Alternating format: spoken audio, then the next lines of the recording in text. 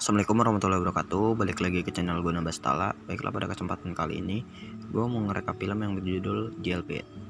Film yang bercerita tentang kehidupan seorang gadis cantik korban pemerkosaan yang harus menjalani hukuman di tahanan karena telah membunuh ayah tirinya. Bagaimana kelanjutan kisahnya? Kita langsung saja masuk ke filmnya. Film dimulai di sebuah rumah yang mana ada anak gadis cantik bernama Anna. Ia adalah seorang gadis lugu baik hati dan sangat pintar bermain cello. Namun, ia selalu mendapat perlakuan buruk dari sang ayah tiri, yang mana hampir setiap hari selalu memperkosa anak tirinya ini. Karena dirinya tidak kuat dengan perlakuan ayah tirinya ini, Anna memberontak saat akan mendapat perlakuan yang tidak menyenangkan dari ayah tirinya. Ia pun melawan dan menyebabkan ayahnya terbunuh dan tewas di tempat.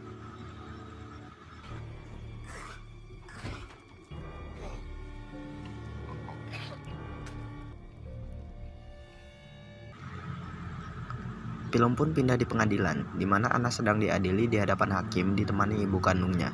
Anna yang seharusnya menjadi korban, ia malah dihukum 4 tahun 9 bulan di penjara, khusus gadis-gadis kriminal.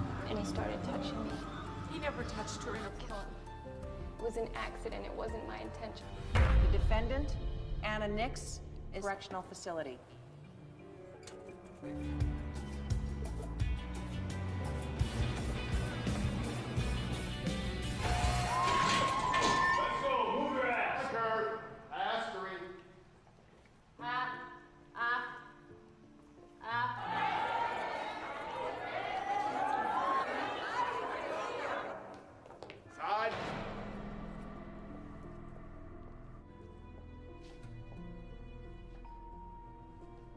Welcome to your new.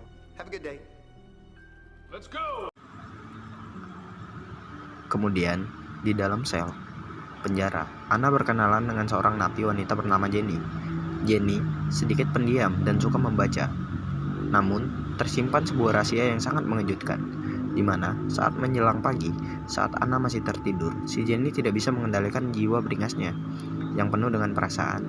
Jenny mencolok-colok surabi lempitnya menggunakan jari jemarinya yang lentik, sembari menatap wajah cantik Anna yang masih tertidur, hingga dengan cepat membawanya ke puncak kenikmatan. Secara tidak sadar, suaranya membuat Anna seketika bangun.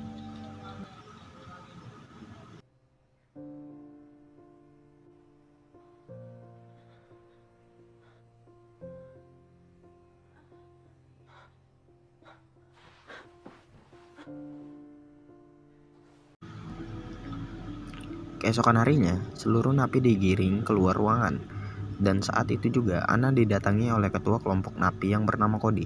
Cody ini adalah pemimpin yang pemberani dan kuat, namun di balik jiwa kepemimpinannya, Cody ternyata menyimpan perasaan kepada Anna.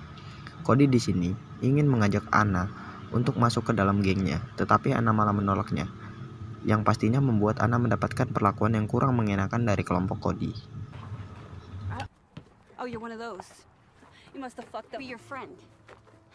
I know you think it's just a bunch of little girls, real cute. Cute don't last long around here, Nasty. You know what I mean? You gotta pick a side. In here? Nice to meet you, Anna. Hingga saat di waktu Anna mengepel, tiba-tiba ia diseret dan dibawa ke dalam gudang oleh anggota Cody.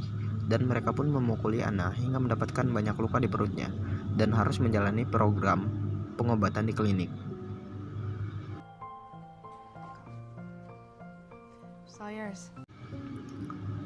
Setelah mendapatkan perawatan, Anna dipanggil oleh Mr. Prank karena peristiwa pengeroyokan tersebut. Mr. Prank ini adalah pemimpin di tahanan yang dicabul, di mana ia selalu menawarkan perlindungan kepada napi cantik seperti Anna dari kekejaman napi-napi lain. Tetapi dengan catatan, ia harus melayani dan harus melumat manja batang Mr. Prank ini. Dan tentu saja Anna menolak karena alasan dia membunuh ayahnya adalah kasus pelecehan seksual. Masa di dalam penjara, ia harus menjadi budak seks lelaki bejat seperti ayahnya dulu. Anna pun segera pergi meninggalkan ruangan sembari menangis. Ia meratapi masalah yang terjadi. Kenapa dunia sangat kejam begini? Padahal ia hanya ingin hidup bahagia dan merasa aman. Sekarang dunia nampak tak adil bagi Anna. Ia pun mencurahkan isi hatinya kepada Jenny. Dan Jenny, selaku seorang lesbian, yang berpengalaman, ia mengambil kesempatan dalam kesempitan. Tak disangka-sangka, Anna diajak untuk perang tanpa pedang oleh Jenny.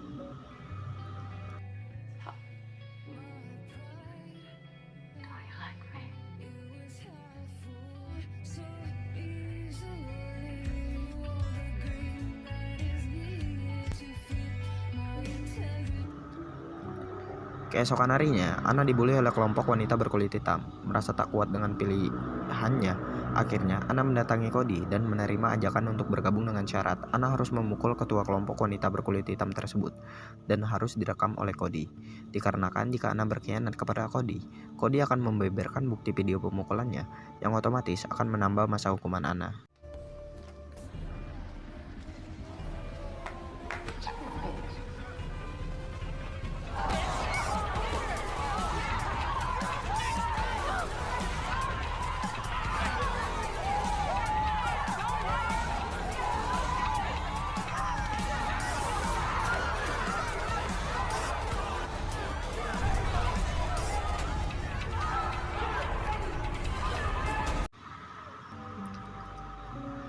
Setelah perkelahian itu, Anna kembali dipanggil oleh Frank dan membicarakan tentang perkelahian yang ujungnya Frank janji akan membebaskan Anna jika mau menuruti kemauan birahinya. Dan tentu saja akhirnya Anna menuruti kemauan Frank dan melumat manja batang Frank sampai muntah-muntah.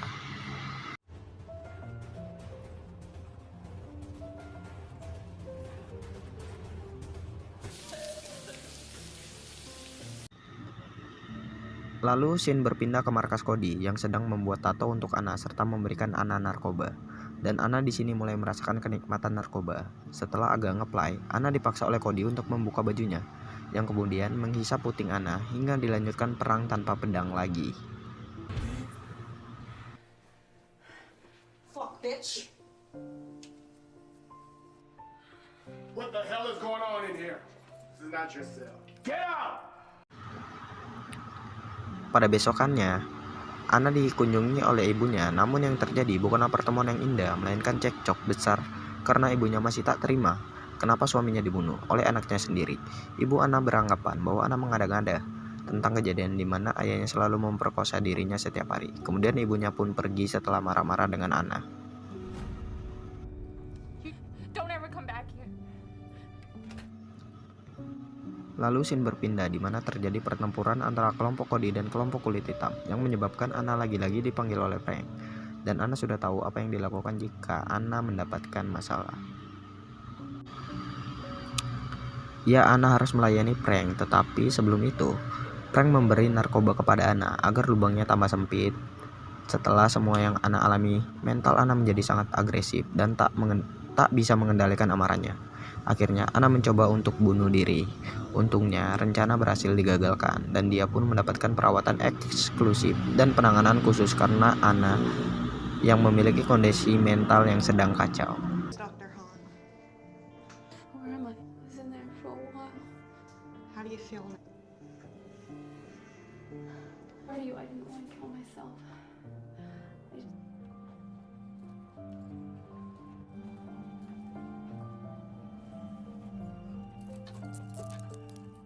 How do you feel? Like shit. Withdrawal. You're right, you could be out of here in 2-3 years. Would you like to talk to somebody? Tetapi Frank dengan teganya menghujamkan batang kejantanannya ke Anna tanpa perasaan. Kemudian hari ke hari Anna jadi muak dengan aksi biadab Frank. Ia mencoba mengadukan kepada perawat tahanan tersebut, tetapi pada saat itu mereka sedang diawasi CCTV, yang akhirnya Frank mengutus Cody untuk membunuh perawat tersebut.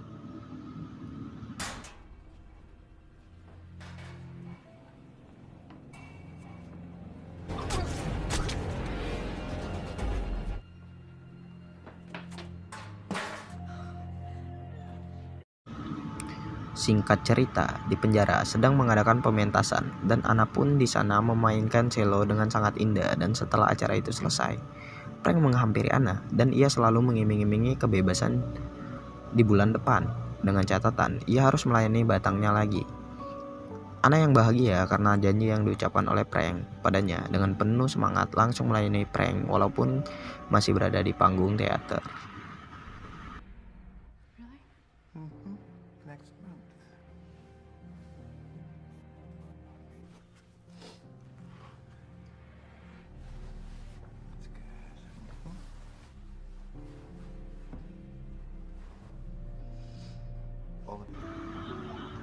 Hari ke hari, kehidupan di penjara Anna pun semakin berat karena dia sekarang diganggu oleh Cody setelah ia menghindari efek buruk dari narkoba karena dia memutuskan untuk keluar.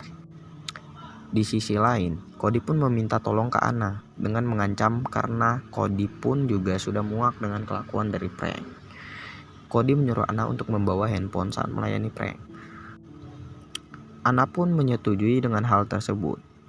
Dengan hati-hati, Anna merekam adegan penyedotan batang Frank di hari itu juga.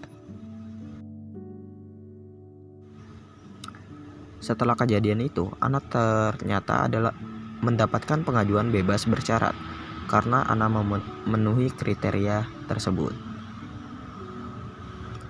Pertanyaan demi pertanyaan dilemparkan penyidik kepada Anna, dan Anna mendapatkan respon yang baik dari mereka, tetapi berbeda dengan Frank. Dia tidak membela Anna sama sekali dan malah ingin Anna untuk tetap tinggal di penjara itu lebih lama lagi.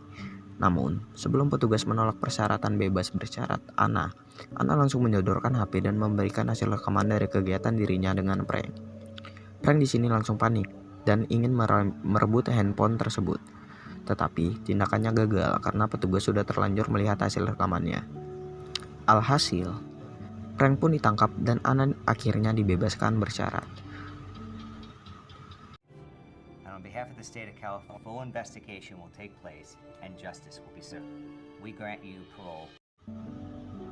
Dan disinilah Anna sekarang sudah keluar dari penjara dan terlihat wajah yang muram terlihat jelas di wajahnya.